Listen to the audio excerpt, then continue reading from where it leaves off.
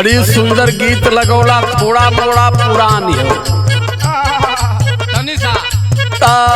पुरान लगावत हुआ बेटा, अच्छा करत हुआ, चूंकि हमान भी पुरान है। यही तेरे काम कैल करा पुरानन के देख के। वह मेरे भारत के बहुजन समाज के सम्मानित साथियों, 85 मूल निवासी, कहाँ हैं आप? अब कितना बोलेंगे तो आप समझ पाओगे। अब तक कुल कर्म समन्वय हो,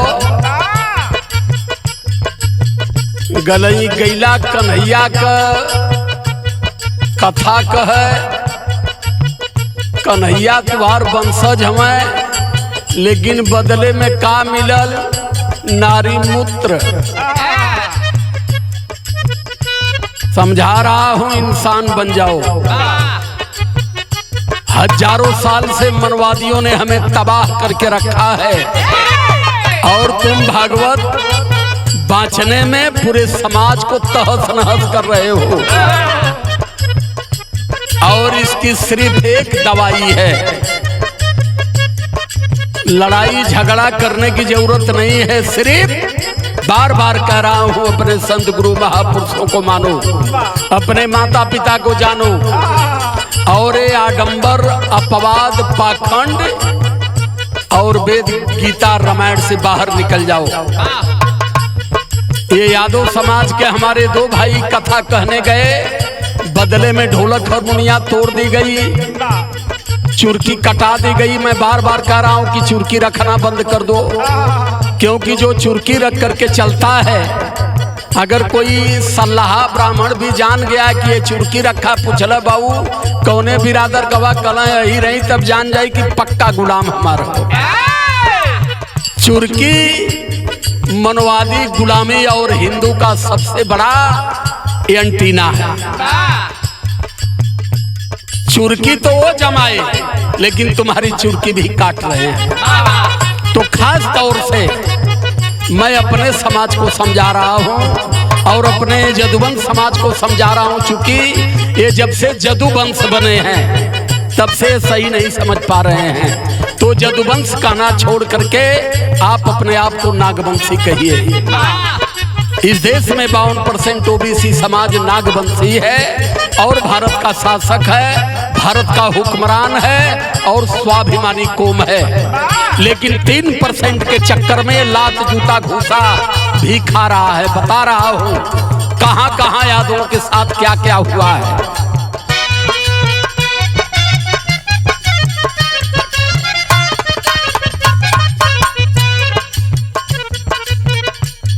बीमारी का दवाई बतावत है, आई दवाई जे ग्रहण करी वो स्वस्थ हो जाई, आज के ग्रहण ना कर पाई। अब तो मुँह कपारे पर छिड़कायल, एक बाद मुँहे में भी ठेलल जाई ढरका से। जवन जवन बतावत है समन्वय कुलावत हो। सुना,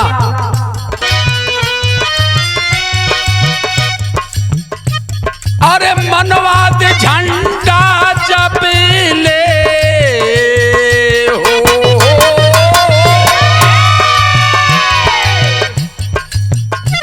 अरे मनवाद झंडा जब ले देश में उड़ाई बाहो पिटाई बाया तो।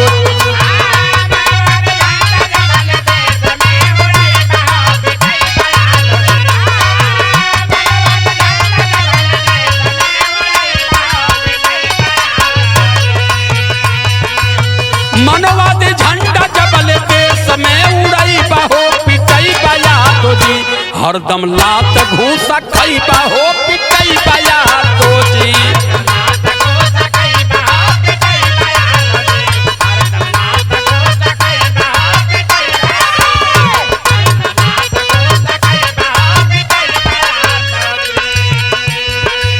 मैं इस स्वाधीनता से इनको बाहर निकाल रहा हूं, और यही मेरे ऊपर FIR करवा।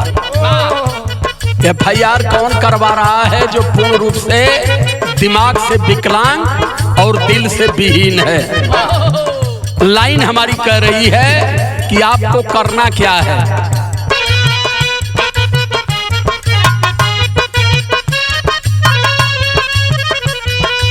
असली इतिहास अपन दिहला भूलाई।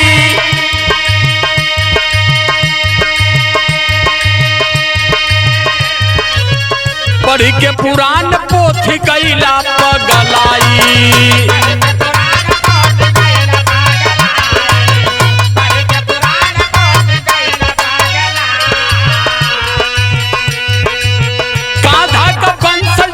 अपन के कहई बाहो पिटई पाया तो जी।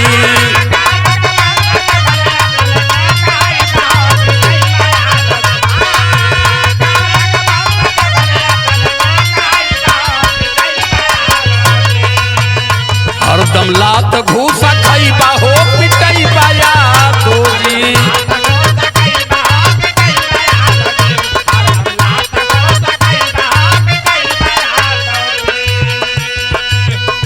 हमारे ही भाई जिला पंचायत सदस्य रहे, बड़ी मोटी चुरकी रख ले रहे, पकड़ के बाभन जूता में पेशाब करके पिया देना मोतिहारी में।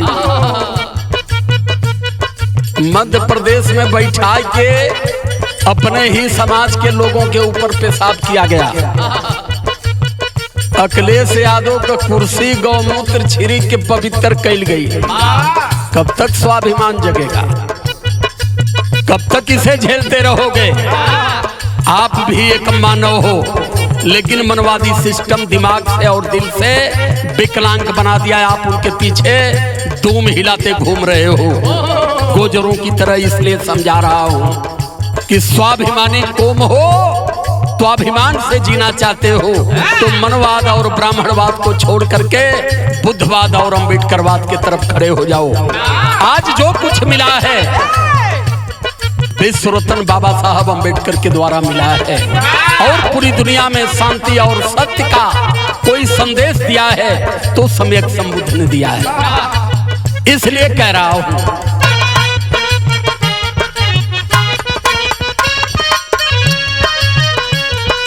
हिंदू धर्म असली, ब्राह्मण धर्म नाम हो।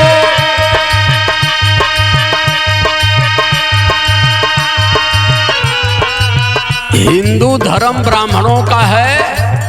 अब तो स्पष्ट हो गया होगा कि तुम लोग हिंदू नहीं हो, भारत के शूद्र हो। खास तौर से मैं भारत के उन बड़े शंकराचार्यों धर्मगुरुओं से पूछना चाहता हूं कि हमें बताओ कि धर्म हिंदू है कि धर्म सनातन है। अगर धर्म सनातन है तो हिंदू क्या है? अगर धर्म हिंदू है तो सनातन क्या है?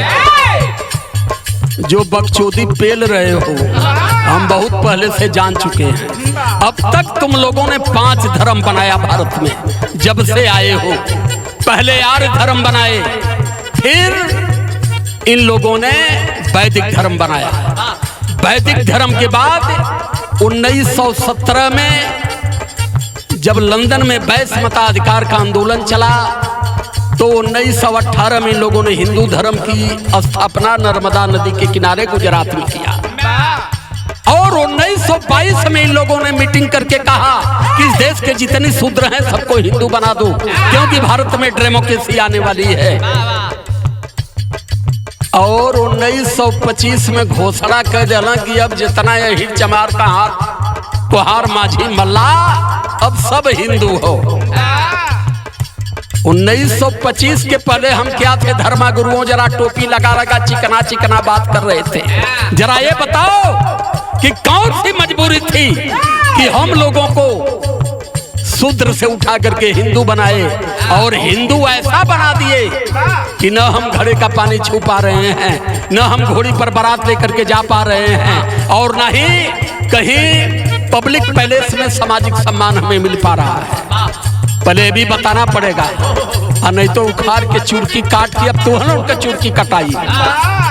2 यादवों की चुरकी काट के तुम लोग जो बड़ा हिंदू धर्म वाले बने हो, अब हम तुम लोगों की दवाई कर रहे हैं।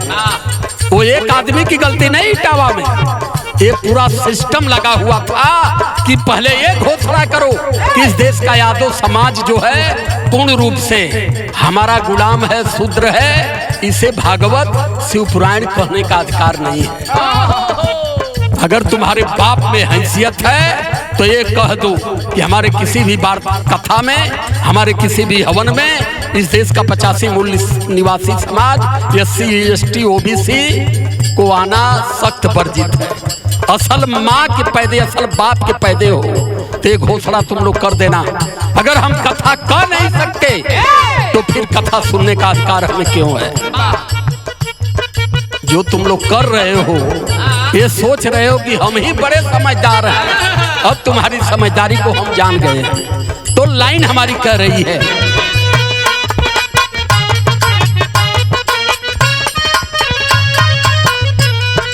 हिंदू धर्म कयसली ब्राह्मण धर्म न माना,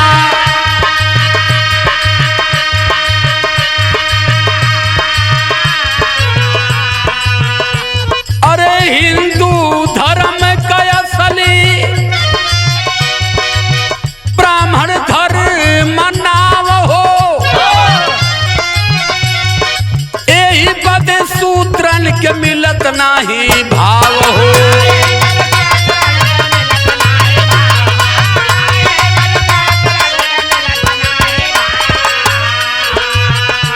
अरे चपले कलावती का हाथ में बधाई बाहो पिटाई बाया सोजी,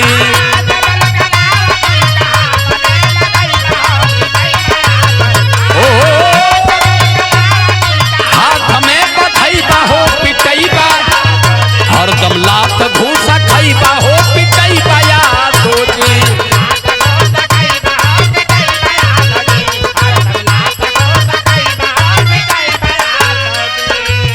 हमारे बीच में हमारे भाई अशोक प्रधान जी जो हमारे साथ साथी आज मिशन में सिर्फ यही हमारा साथ देने वाले हैं, बैठे हैं गीत को सुन रहे हैं। मैं भाई को बहुत बहुत साधुवाद, धन्यवाद, जय भीम, नमो बुद्धाय करता हूँ। और अपने समाज के लोगों को ये बताना है, ये कलावा भी मनवादी और ब्राह्मणवादी की एक पहचान है। अगर हाथ में मोटा कलावा है तो अगर कोई ब्राह्मण देख लेगा तो देखते जान जाए कि हमारा सबसे बड़ा भक्त। कई आवा चला तनी दूठे समोसा अच्छा है वो पियावा, हाई लाइन कहत हो क्या है? मैं उनको कहना चाहता हूं जो कहते हैं कि जय यादव जय माधो, सबसे बड़े मनवाद के गुलाम वो भी है। माधो इस धरती पर कोई पैदा नहीं है और माधो का पूरा इतिहास मैं खोल दूंगा तो कहीं यादव समाज हमारा नंगा ना हो जा माधो कहने पर। इसलिए कह रहा हूं कि जो कह रहा हूं इसे मानिए, इसे जानिए, इस पर स्मरण करिए। हर जी भगवान इन करे राम घन श्यामा हो,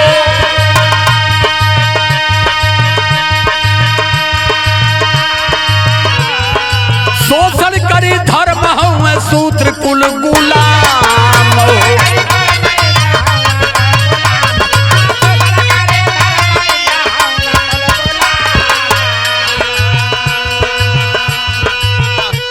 अरे पुरखन के अबल जबल ध्यान से हटई बाहो पिटई बाया सोची,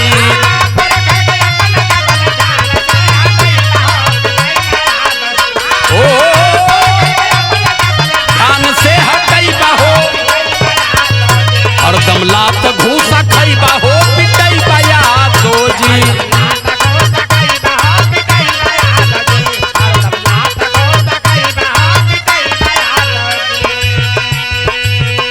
आप कहते हैं जय यादव जय Madho, Madho means Kanhaiya, Kanhaiya means Krishna, Krishna means Mohan.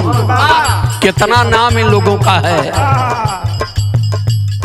अगर हम इतिहास इनके ग्रंथों में हेलते हैं तो ये पता चलता है कि 56 करोड़ जदवंशियों का कन्हैया ने नागर मोथे से नाश करवा दिया। नहीं तो आज 56 करोड़ वही समय रहता है तो आज कम से कम 300-400 अरब रहता है। कहानी उनकर कहत हो कि कन्हैया 56 करोड़ जदवंशियन के नाश कैला, उनके ग्रंथ, उनका ग्रंथ कह रहा है। और उसके आगे अगर हम जाते हैं तो बताया गया कि द्रौपदी जब बीच सभा में नंगी की जा रही थी तो कन्हैया उनकी साड़ी बढ़ा दिए, लेकिन उसी में बताया गया कि जब अहिरिन जंगल में नहाए तो उनका साड़ी चुरा चुरा पेड़ पर टांगा। क्या है ये? उसके बाद अगर हम इतिहास देखते हैं तो भगवान कन्हैया ने अपने जीवन में यही किया कि एक गरीब निर्जन सुदामा जिसको खाने को नहीं था गया उस कन्हैया के शरण में। कन्हैया ने उनकर खेत बाड़ी घर द्वार कोठियां टारी महल कुल बनवा दिया। हिरण के का देना तनी एक प्रमाण खोज के अपने माई का जो सबसे बड़ा लाल हुई ये बता दे। अगर प्रमाण ना मिली तो जन्माष्टमी मनाना भी बंद कर देना। ये मनवादी व्यवस्था है। जन्माष्टमी आप मनाते हो, अपने पैसे से मनाते हो, लेकिन एक गरीब ब्राह्मण वहां बैठता है जितनी चढ़ावा चढ़ाला उनके जन्मावे का उनके जियावे का कुल ठीका ओकरे पास वाला रुपया बटोर के वो ले जाला। यही मानसिकाधीनता है और इसी मानसिकाधीनता से अगर आप दूर निकल गए तो आप भारत के संभ्रांत और शासक बनोगे। लाइन कहती है,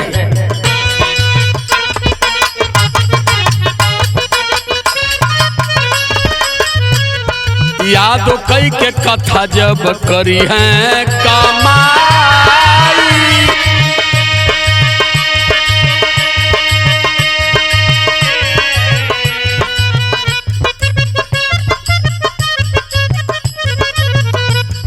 यादो कही के कथा जब करी है कमाई,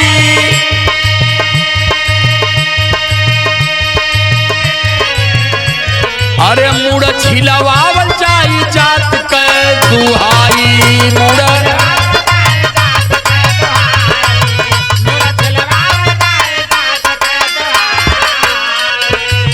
अगर पंडित बने का प्रयास करबा तो चुरकी मुड़ाई बार मुड़ाई पीटल जेबा नाक रगड़े के पड़ी और करी बात ढोलक हारमोनिया भी तोड़ाई 25,000 उल्टे देबा।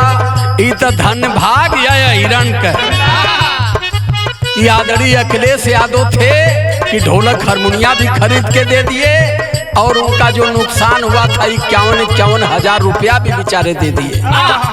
कम से कम उनकर कमाई बचल, अपमान चूल्हे भाड़ में जा। अपमान तो वैसे अहिर सहत रह ना, वो तो खुदा कुल कह देना कि हिरण का बुद्धि 12 बजे खुले ले वो करे पहले ठेहुना में रहे।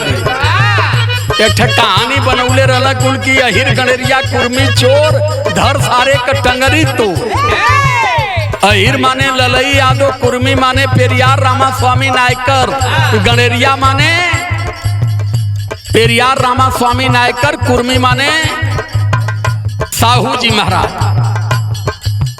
कला की तीनों का विचारधारा अगर समाज में फैली तो ओबीसी समाज संभ्रांत हो जाएगा और ये समाज शासक बन जाएगा। यही बदई कहानी बनल अपने लोगवा कहा अपने समाज के गोहरावा तो कहानी बना के छोड़ देना। तो मैं सिर्फ ये कह रहा हूँ आप कि आप स्मरण करो इतिहास। सत्य क्या है? हमें जमीन कब मिली, हमें वोट की राइट कब मिली, हमें एमपी एमएलए बनने का अधिकार कब मिला और किसने दिया? केवल इतना आप समझ लोगे अपने दिमाग से तो दिमाग से जितना घास गोबर मैल सब बाहर निकल जाएगा।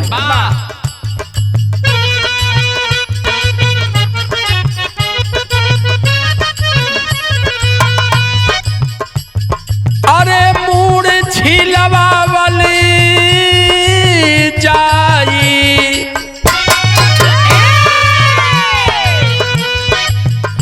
देवा जात के दोहाई, अरे लौट के चरण में जबल सिरवा झुकई बाहो पिटई बाया दोदी।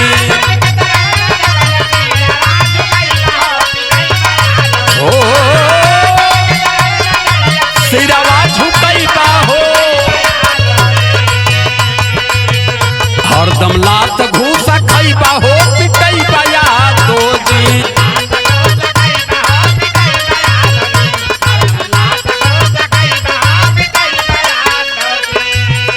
ये दोनों कथा वार्ता करने वाले भागवत करने गए थे। मैं इनको कह रहा हूँ और भारत में पश्चिमांचल में हमारे जितने भी कथा करने वाले हैं सबको कह रहा हूँ कि कथा अगर करना है तो बुद्ध भीम की करो।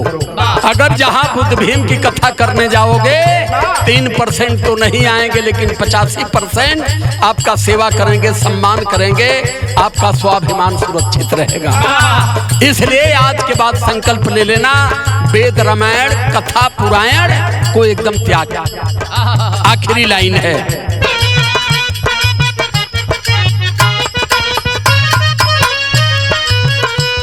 अरे बुद्ध की शरण में आवा पैबा सम्मान,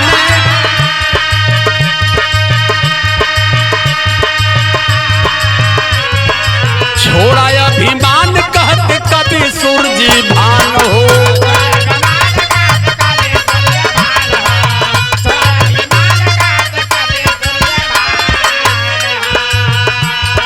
यादव राजकुमार जी से पैर जो पढ़ई बता पिटई बाया दो जी,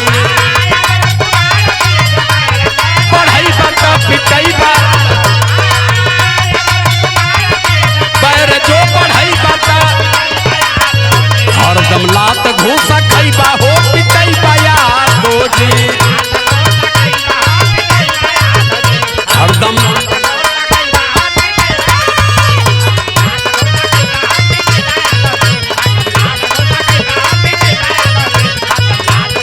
खैबा हो पिटई बाया दो जी। सादर जय भीम, नमो बुद्धाय, बहुत बहुत साधुवाद। जय संविधान, जय भारत।